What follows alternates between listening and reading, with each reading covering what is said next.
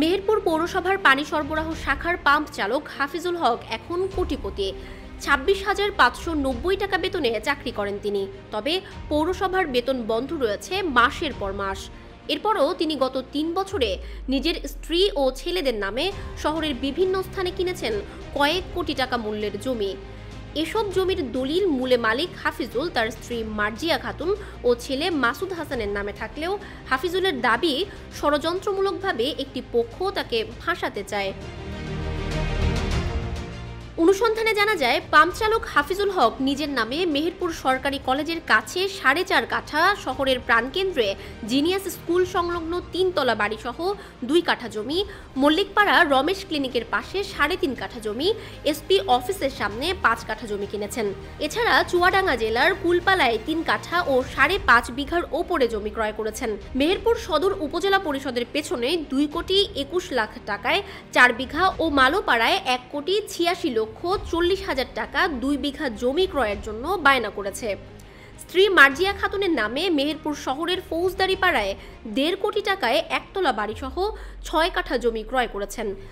পুত্র মাসুদ হাসানের নামে মেহেরপুর এসপি অফিসের সামনে 4 কাঠা ও মালোপাড়ায় 5 কাঠা জমি ক্রয় করেছেন। হাফিজুল হকের উৎস কোথায় এ ব্যাপারে কোনো কিছুই জানেন না এলাকাবাসী, তবে আলাদিনের চেরাগের মতো হয়েছেন কোটিপতি।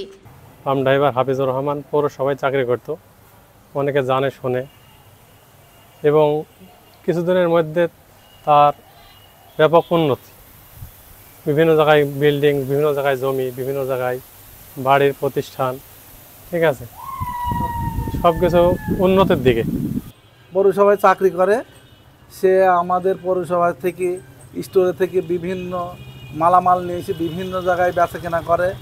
গরিব মানুষের জমি জায়গা নিয়ে সে আপনার মন্ত্রীর ভাই আছে, মন্ত্রীর ভাই মৃদুল, খোকন, এদের দিয়ে বিভিন্ন গরিব মানুষের ওপর অত্যাচার। এখন রাতারাতি কোটিপতি কীভাবে হইলো মানুষ কেউই জানে না। হঠাৎ করে এই 2-3 বছরের ভেতরে সে 10 থেকে 12 কোটি টাকার মালিক, কিন্তু কেউই বলতে পারছে না যে হঠাৎ করে এত টাকার মালিক সে কীভাবে হলো। সে পানির লাইনে ছোটোখাটো কাজ করতো, হঠাৎ আপনার পৌরসভায় মানে পৌর দায়িত্বটাও ওর ওপরে অনেক সময় ছিল, তো সেই পৌরসভাতে ব্যাপক দুর্নীতি অনিয়ম করে আজকে 3 থেকে 4 বছরের ভেতরে প্রায় 7 থেকে 8 কোটি টাকা সয় সম্পত্তি সে বানাইছে। এবং ইদানিং সে মন্ত্রী মহোদয়ের ছোট ভাই এবং তার মামা পল্টি খোকন এদেরকে ব্যবহার করে সে ব্যাপক হারে মানে বিভিন্ন জায়গায় জমি জায়গা দখলদারিত্ব, এবং পৌরসভায় সে চাকরি করা অবস্থায় সে কোনো সময় সে ডিউটিও করে না। 25 থেকে 30,000 টাকার মধ্যে বেতনের চাকরি করেন হাফিজুল হক বলে সত্যতা স্বীকার করেন পৌর পানি শাখার এই কর্মকর্তা।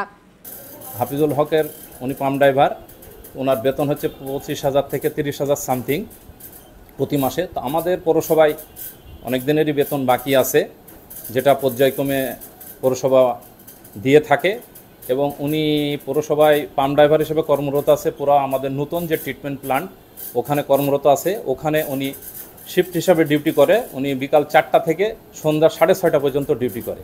একটি কুচক্রী মহল বিভিন্নভাবে হয়রানি করার জন্য আমাকে এমন মিথ্যাভাবে ফাঁসানোর চেষ্টা করছে বলে দাবি মেহেরপুর পৌরসভার পাম্প চালক। না, মালোপাড়ায় জমি নাই, ওটাও বিক্রি হয়ে গেছে, ওটাও নাই, পরিবেশ ভালো না বলে ওটা বেঁচে দিয়েছে। তারপরে ফৌজদারি পাড়ায় 6 কাঠার উপরে, হ্যাঁ, এইটা আছে আমার ওয়াইফের নামে, যেহেতু সে চাকরি করে তার নামে জমিটা আমি কিনে দিয়েছি। আমার চলার সুযোগ হয়েছে, আমি আমার বাপের ঘরের ধানের ভাত খাই, এটাই তো আমার জন্য প্লাস পয়েন্ট চলার, এটা আর কিছু লাগে না। তো কি বলে আপনি মনে কোনো সত্যতা নাই। আপনারা যদি সত্যতা দেখতে চান, ওই যে বলছেন জমিগুলো আছে, আমি আপনাকে দেখাই দেবো এই জমিগুলো নাই। ওই জমিতে চলেন, মালিককে চাও দেখিয়ে দেন যে এবার ওই মালিক আমি একসময় ছিলাম, কিন্তু এখন কে মালিক আপনি সেটা দেখেন, এটা দেখেন। ও তো সব শোনেন, ও আমাকে ফিজিক্যালি ব্যাপক হ্যামারিং করছে, কিন্তু ওনারা আমি কোনোটাই এখনো তুলে ধরিনি। আমি আমার পাওনা টাকার জন্য আমি সংগ্রাম করে যাচ্ছি। ওনার নামে মামলা করেছে, 2টা রিপোর্টই আমার পক্ষে। নাদিম ইকবাল, ওনার সাথে আমরা আমাদের মূলধন ছিল 33 লাখ টাকা করে। তিনজনের 1 কোটি টাকা নাদিম ইকবালের কাছে দিয়ে আমরা জমিটা বায়না করছিলাম, করি আমরা বিক্রি করে দেবো, লভ্যাংশ টাকা আর আসল টাকা ফেরত নেব। উনি টোটাল টাকাটাই আমাদের মেরে দিয়েছে নাদিম ইকবাল।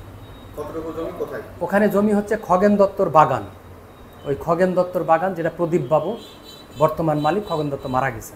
এ বিষয়ে এখন পর্যন্ত পৌর প্রশাসক বরাবর কোনো লিখিত অভিযোগ আসেনি। লিখিত অভিযোগ পেলে ব্যবস্থা নেওয়া হবে, আর এসব দুর্নীতি দমন কমিশনের কাজ বলে জানান এই কর্মকর্তা। আমার কাছে এখনো কোনো অভিযোগ আসে নাই। অভিযোগ আজকে আসছে কিনা জানি না, গতকাল পর্যন্ত কোনো অভিযোগ দেখলাম না। এইটা তো আসলে দুদকের কাজ, এটা আমরা দুদককে বা যথাযথ কর্তৃপক্ষকে পাঠিয়ে দিব, ব্যবস্থা হবে না কেন, যথাযথ কর্তৃপক্ষের মাধ্যমে ব্যবস্থা নিব আমরা।